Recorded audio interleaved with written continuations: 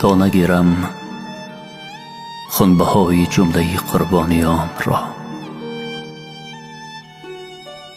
تا نبخشم عمری آزاد هم از زندانیان را،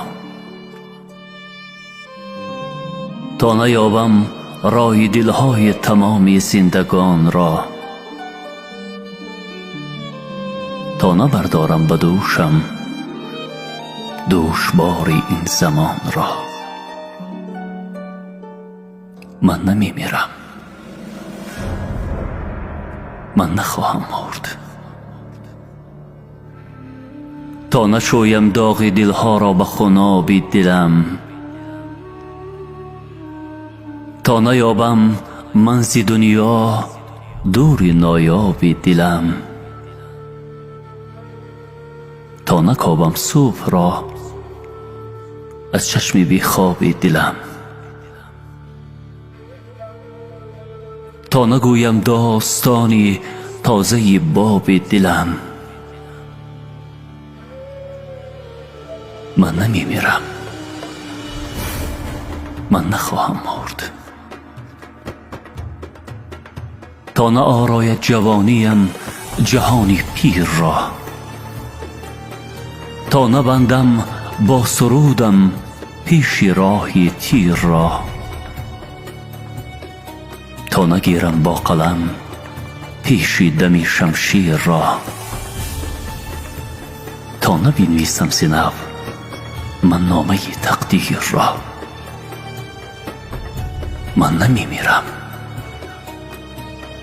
من نخواهم مرد، تا نسازم هیکلی بر یادگاری مادرم، تا نگردم همسری بام جهانی کشورم،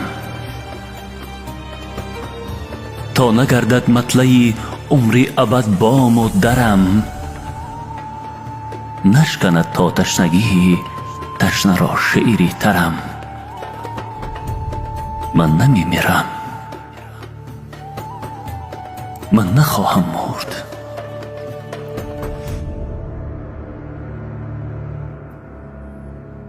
تا دمی که آفتاب از شرق بنماید طلوع، تا دمی که رودها از کوهسار آید فرو، تا دمی که زندگی باشد برای آرزو، تا دمی که شیری حافظ باشد و جام و سبو. من نمیمیرم، من نخواهم مرد، تا ندانم که پس از من خوانده شیرم را کسی خواب می‌بیند مرا، می‌پرسد این آواز کیست، تا ندانم زندگی را بعد من ره تا کجاست، تا ندانم صاحب دنیا پس از من باز کیست.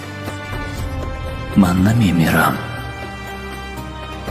من نخواهم مرد،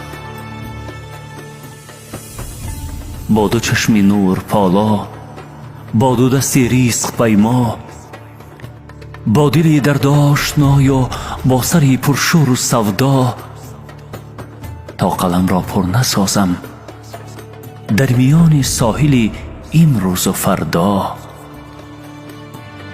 من نخواهم مرد عاجز.